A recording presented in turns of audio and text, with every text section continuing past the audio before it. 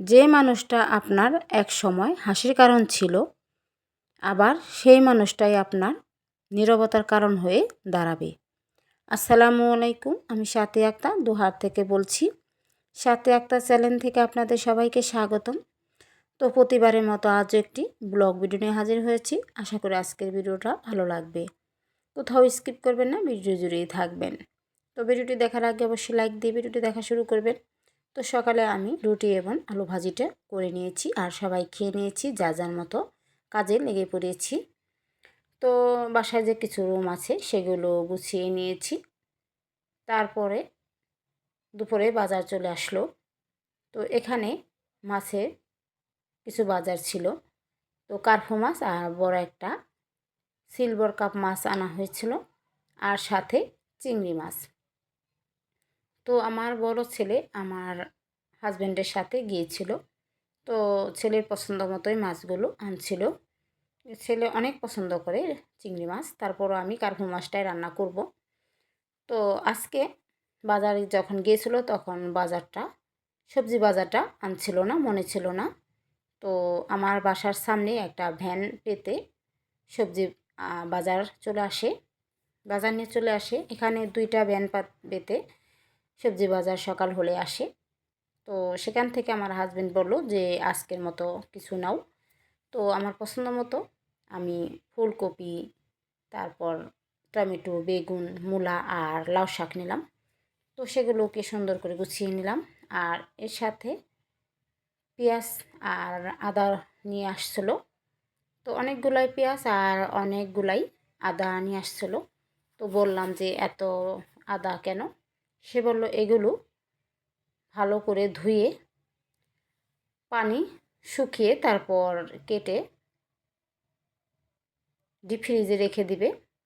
যখন আদা পেস্ট ফুরিয়ে যাবে তখন আবার একটা একটা করে বের করে ব্লেন্ড করে খেয়ে নেবে। তো এখন পেঁয়াজগুলো আর আদাগুলা আমি ঝুড়িতে রেখে দেব। তো দেখুন, আজ পেঁয়াজের যে দাম বেড়েছে কি বলবো। তো পেঁয়াজের দামটা বেড়ে গেছে, তারপরও কি পেঁয়াজ কম খাওয়া যায় নাকি? যেটার মধ্যে যতটুকু পেঁয়াজ দরকার ততটুকুই খেতে হয়। আর এই আদাগুলো এখন আমি বড় বালতিতে পানি দিয়ে ভিজিয়ে রাখবো, যাতে মাটির ময়লাগুলো গলে সরে যায়। পরে আমি ঝরিয়ে নেব। আর পেঁয়াজগুলো আমি রেখে দিচ্ছি। তারপরে পেঁয়াজ এবং রসুনের যে আলুর র্যাকটা আছে সেখানে আমি গুছিয়ে নেব। এখন আমি কার্পু মাছটা ভালো করে কেটে ধুয়ে লবণ দিয়ে মেখে রেখেছি। আজকে আমি সবজি দিয়ে কার্পু মাছটা রান্না করব। তো এখানে বেশ কিছু কার্পু মাছের পিস নিয়েছি, আর এখানে সবজিটা কেটে নিয়েছি। তো এখানে বেগুন, আলু, মূলা, ফুলকপি এগুলো দিয়েছি। এগুলো আমার পছন্দের সবজি। যেহেতু শীত পড়ে গেছে, সবজি দিয়ে তরকারি খেতে অনেক ভালো লাগে, আর আমি সবজিতে তরকারি খেতে অনেক পছন্দ করি। আর লাউ শাকটা কেটে নিয়েছি, ধুয়ে রান্না করব। তো দেখুন অনেক টাটকা, আর এটা খেতে অনেকটাই মজা লাগবে। লাউ শাকটা আমার অনেক ভালো লাগে। তার সাথে আমি করলা ভাজিটা কেটে নিয়েছি, যেহেতু আমার হাজব্যান্ড পছন্দ করে। তো তার পছন্দ মতো আমি করলা ভাজিটা কেটে নিয়েছি অল্প করে। তো যেহেতু আমার ইলেকট্রিক চুলাটা মধ্যে রান্না করব, তো অল্প করে রান্না করব। আর এদিকে আমি পেঁয়াজ কুচি, রসুন কুচি, ধনিয়া পাতা কুচি, টমেটো এবং কাঁচামরিচ ফালি কেটে নিয়েছি।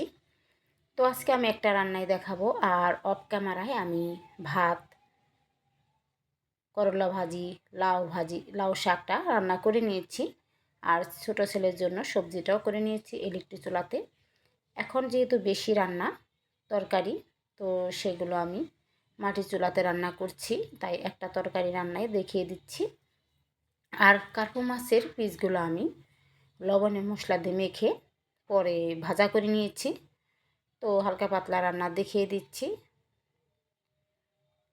এ পর্যন্ত যারা আসছেন আমার ভিডিও দেখেছেন, হয়তো ভিডিওতে লাইক দিতে ভুলে গেছেন, তো প্লিজ দয়া করে একটি লাইক দিবেন আপু ও ভাইয়ারা। তো এখন যে মাছগুলো আমি সুন্দর করে ভেজে নিয়েছি সেগুলো দিয়ে দিলাম তরকারিতে।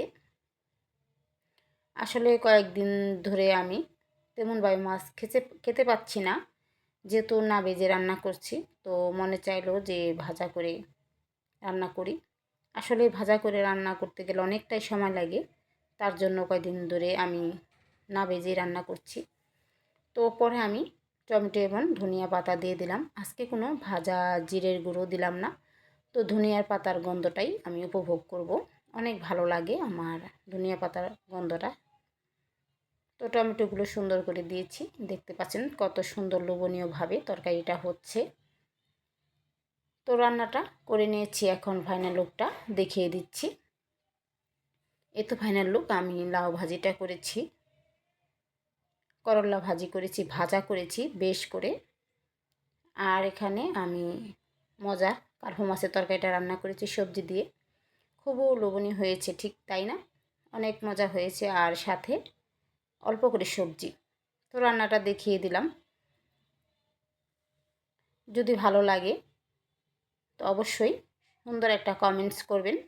আপনাদের কমেন্টস আমার পড়তে অনেক ভালো লাগে।